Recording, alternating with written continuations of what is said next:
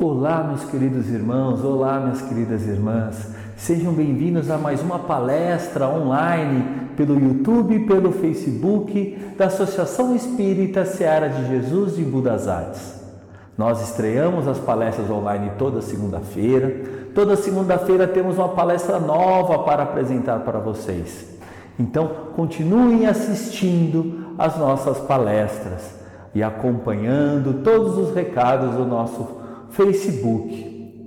E também temos as nossas palestras presenciais, que é toda quarta e todo sábado. As palestras iniciam às 19 horas, mas aconselho vocês chegar uns 15 minutinhos antes, já para sentar, já para deixar os problemas momentaneamente de lado e se concentrar na proposta do dia das nossas palestras.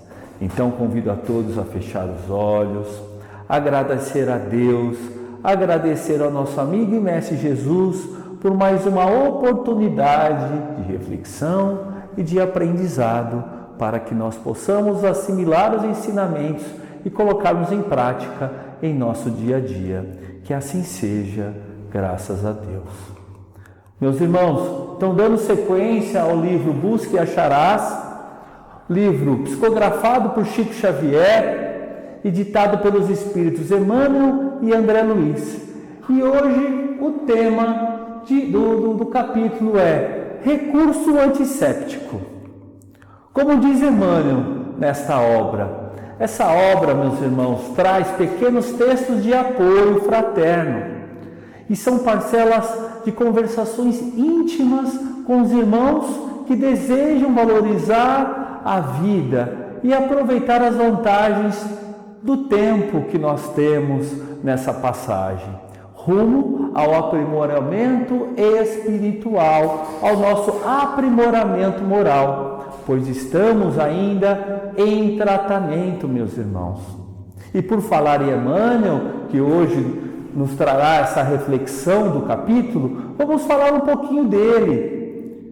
Para vocês que estão começando agora a estudar a doutrina espírita, ainda são simpatizantes da doutrina, ainda estão conhecendo a doutrina espírita, já ouviram muito falar do Espírito de Emmanuel, que sempre auxiliou Chico Xavier nos seus trabalhos, na sua missão bonita que Chico teve aqui na Terra. E Emmanuel trouxe para nós, várias obras, e sempre de uma forma romanceada. Ele nos proporcionou narrar, mostrar para nós um espírito em evolução, algumas de suas passagens aqui na Terra, algumas de suas reencarnações. Então, com exceção da obra Paulo Estevo, como uma obra sensacional, uma obra que fala sobre a vida do apóstolo Paulo, do precursor da divulgação do cristianismo, um livro que relata em detalhes o início do cristianismo, um livro importantíssimo para nós espíritas, nós que queremos estudar e conhecer mais o cristianismo. Ele trouxe também para nós os relatos de suas existências pretéritas aqui na Terra. Então nós temos o livro há 2000 anos, nós temos o livro há 50 anos depois, Ave Cristo e Renúncia. Hoje nós estamos tendo a oportunidade de ouvir os conselhos de um espírito mais experimentado, que é Emmanuel, já vivenciado, que já passou por inúmeras provas, inúmeras dores, porque é através das dores que nós evoluímos. Então, ele nos proporciona a narrar algumas passagens de suas vidas pretéritas nessas obras. Então, hoje nós vemos a sua envergadura moral, passando para nós mensagens, conselhos e dicas para o nosso aprimoramento, mas ele também, como não é privilégio de ninguém, também teve que passar sobre todas essas fases do aprimoramento moral. Então, no livro Há 2000 anos, nós temos referências, então, de duas reencarnações de Emmanuel. A primeira, que relata logo no início do livro, de uma forma bem rápida, que é o cônsul romano Publio Lentulus Cornelius Sura. Ele era contemporâneo então de Júlio César, né? Ele foi condenado à morte mais ou menos no ano de 63 a.C. E a peça principal, né, nessa obra narra a vida também depois, mas uma outra reencarnação de Emmanuel, aí é o Publio Lentulus Cornelius, que mostra a trajetória dele. Então é um senador romano e ele era bisneto dessa reencarnação anterior, então, Publio Lentulus Cornelius Sura. Então, Publio Lentulus Cornelius, né, ele viveu esse personagem do livro, que é um personagem real, ele viveu na época do Cristo. E ele, naquele momento, se revelava-se, nossa, um romano orgulhoso, né, pomposo, pelo destaque. Para vocês terem uma ideia, ele era senador romano e ele era acima de um outro personagem histórico, né, na vida de Jesus, que é o Pôncio Pilatos, que era o governador daquela região ali de Jerusalém. Então ele era acima desse cargo de governador de Jerusalém, era o senador romano, ele comandava ali, gerenciava toda aquela região onde Cristo viveu. Então, Publio Lentulus, que é Emmanuel, então teve a oportunidade, olha que maravilha, a oportunidade de encontrar pessoalmente Jesus. E num dos trechos do livro, ele narra esse encontro com Jesus. Por isso que vale a pena, né, faço o convite a todos vocês a lerem essa obra. Então, ali ele descreve, né, de uma forma bem resumida, uma opção então que ele teve, ou ser servo de Jesus ou servo do mundo.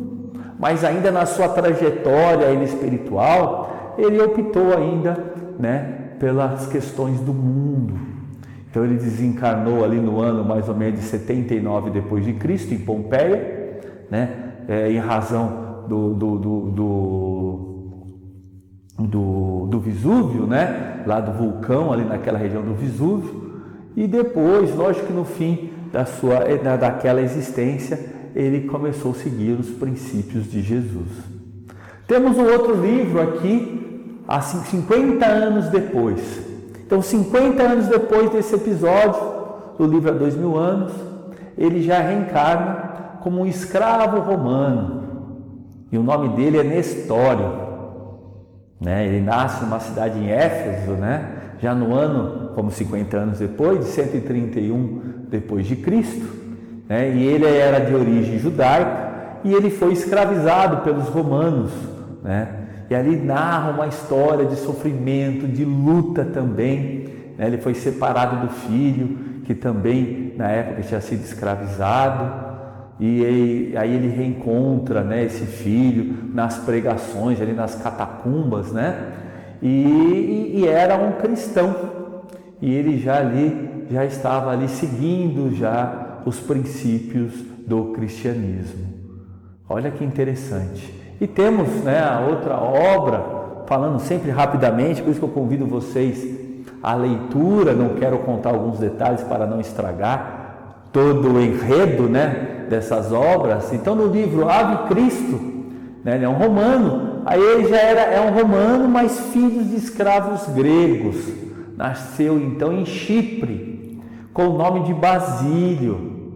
Aí a mulher e a filha, né, como narra lá na história, morreu precocemente e ele adotou uma criança abandonada numa cesta. Aí tem toda a narrativa da história, o enredo, que também convido vocês a lerem. E por fim, né, apenas mostrando algumas passagens da trajetória que Emmanuel trouxe para nós, né, sobre as suas existências pretéritas, nós temos o livro Renúncia. Então, nessa existência, ele já é um padre Damiano, já nascido ali em 1613 na Espanha. Então, meus irmãos, um espírito como Emmanuel, né, já vivido, já experimentado, depois dessa longa trajetória de erros e acertos, hoje ele tem condições de trazer para nós ensinamentos morais através das suas experiências, das suas vivenciações. Então nós podemos e devemos aproveitar todos esses ensinamentos, dessas experiências desse irmão já experimentado. Então, voltando ao título de hoje, recurso antisséptico. Mas o que seria o termo, então, antisséptico, até para nós entendermos a mensagem de hoje? Então, antisséptico, alguns já devem conhecer, mas os que não conhecem ainda, está aí a definição. Que seria, então, o que impede a contaminação e combate à infecção. Então, antisséptico é o que impede, então, essa contaminação, esse recurso químico que impede, né, essa contaminação, o combate à infecção, né, que nós usamos, né, para as nossas feridas do corpo. E agora eu vou ausentar a minha imagem para nós lermos, então, o capítulo de hoje. Vamos lá? Recurso antisséptico. Você sabe que intriga e queixa, no fundo, são resíduos de doença da alma, comparáveis a certas culturas microbianas que decorrem de infecções no corpo. Lamentação e pessimismo podem alastrar-se através de contágio mental. Um alarme falso assemelha-se ao estopim curto que suscita a explosão da calamidade, capaz de ocasionar a morte e a dilapidação física de muitas pessoas. A frase cochichada e que se expressam a leviandade e a maledicência, ao arrastar-se de casa em casa, é também suscetível de ser o veneno que arrase ou prejudique existências numerosas.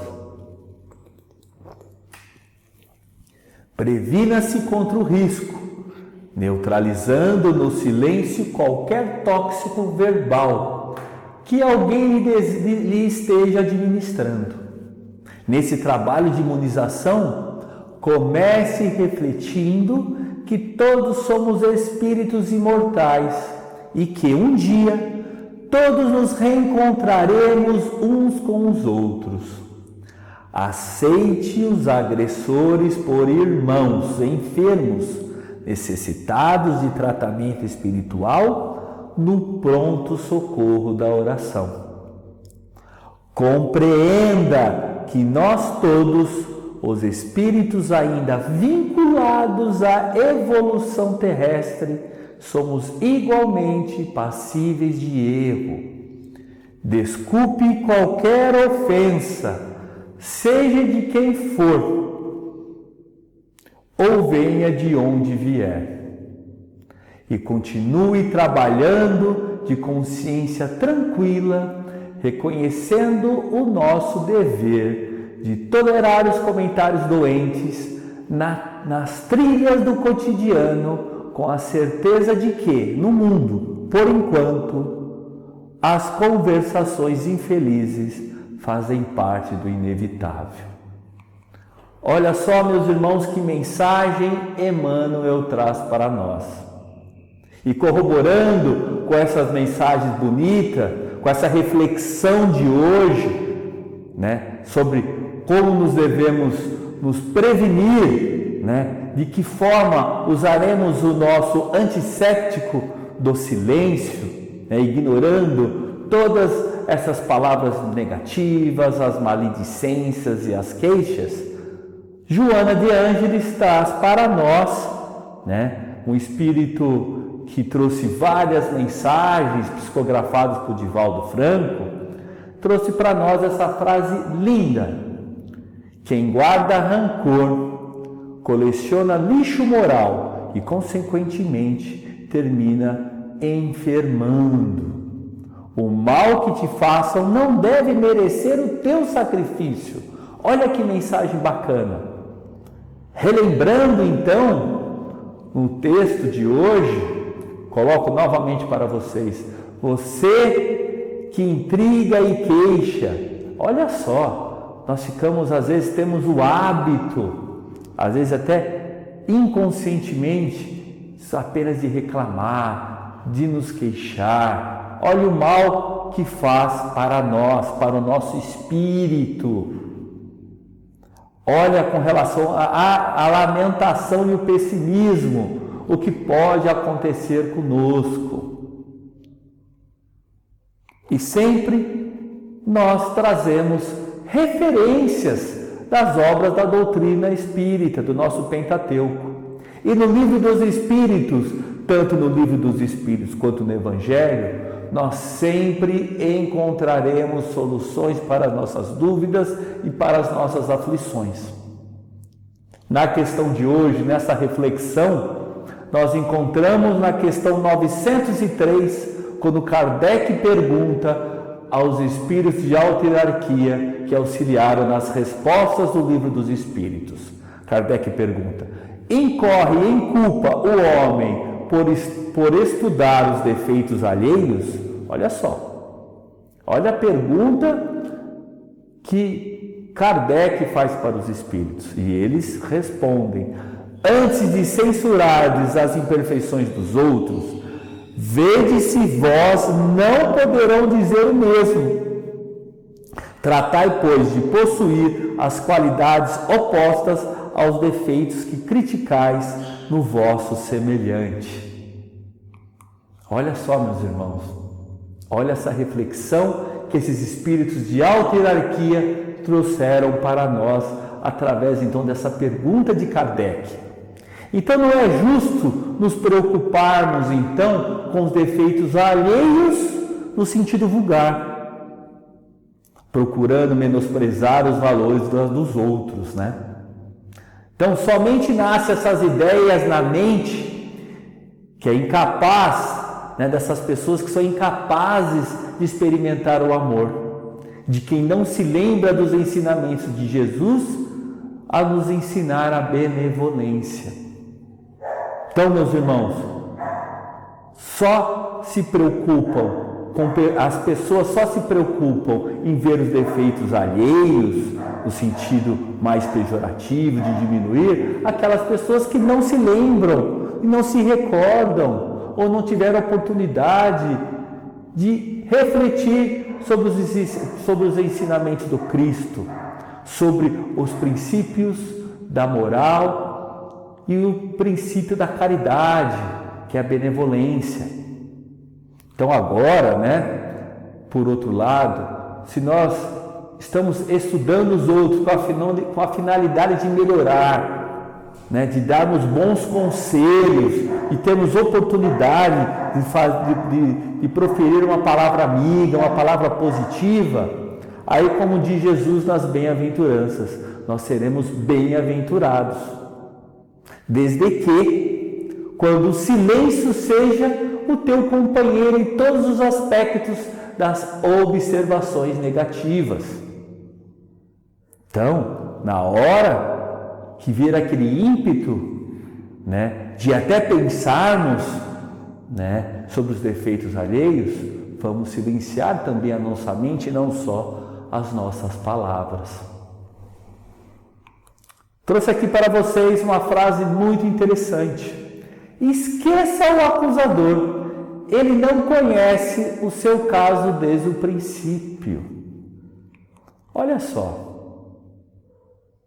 Vamos refletir sobre essa frase. Então, antes de nós censurarmos as imperfeições dos outros, olhemos o que estamos fazendo da nossa vida, o que a nossa consciência em Cristo responderá. E lógico que quando nós nos silenciamos, quando nós paramos um pouco, refletimos, consultando a nossa consciência, sempre haverá a luz do Cristo, a luz do nosso amor. Geralmente, meus irmãos, os defeitos que criticamos, nós os possuímos com fartura. Então, se a honestidade clarear a nossa mente, aí sim notaremos a justiça nos indicando outros caminhos a serem percorridos, de maneira que a luz nos leve então a paz de consciência. Trouxe aqui também uma outra frase para nós refletirmos. Aceite os agressores por irmãos enfermos necessitados de tratamento espiritual no pronto-socorro da oração. Meus irmãos, o nosso maior dever é fortalecer em nós a indulgência para com os outros. Ser indulgente com as imperfeições alheias, trabalhar constantemente nisso. Esse é o ponto mais alto de um coração iluminado. Os nossos irmãos também são filhos de Deus, com os mesmos direitos e deveres nas lutas e conquistas da vida, rumo ao progresso espiritual. Então, desta forma, a indulgência é a caridade em brilho maior, meus irmãos. É através da indulgência que abre melhor os nossos caminhos. Lógico, para quem possui, para quem está com vontade de ser cada vez mais indulgente para com o próximo, mais indulgente então com as imperfeições alheias. Dessa forma, meus irmãos, ser grande em todas as nossas ações não seria apenas pelas ações grandes, não, é pelo amor que nos move no bem que estamos fazendo. Seja apenas uma palavra, que ela esteja imantada de amor ao ser pronunciada em favor dos outros. E além de tudo, respeitar os direitos alheios é ter consciência dos nossos direitos. É compreender que saímos todos da mesma fonte de vida, ou seja, todos nós fomos criados simples e ignorantes, rumo à perfeição. Por isso que nós somos perfectíveis. Todos nós nascemos simples e ignorantes e vamos ter o mesmo trajeto. Uns mais rápidos e outros mais conscientes, mais rápidos, outros um pouquinho mais lentos, mas chegaremos lá. Trouxe aqui para vocês também um trechinho de reflexão de um livro sensacional. Além de dicas do nosso dia a dia, dicas éticas, de bom comportamento, de boa conduta, o livro Sinal Verde é espetacular por uma leitura diária, por uma complementação do nosso Evangelho no lar. E olha só que frase interessante. O tempo que se perde na crítica pode ser usado em construção moral, construção do nosso eu moral, do nosso aprimoramento, meus irmãos. Olha só que frase impactante. E é a pura verdade. Quanto tempo nós nos depreendemos, nós gastamos para criticar, para realizar críticas. Esse mesmo tempo, essa mesma energia gasta criticando, nós podemos estar aprimorando o nosso eu interior. Chico traz para nós essa frase sublime: progresso é a soma dos problemas solucionados, evolução é barreira vencida, dificuldade é medida de resistência, tribulação é o cadinho da fé, aquele vaso firme da fé. Olha os ensinamentos corroborados, como nós dissemos lá no início, da trajetória de um espírito como Emmanuel, que já passou por várias barreiras, várias dificuldades, várias tribulações, e agora nos deu a oportunidade dos seus testemunhos com essas obras e reflexões.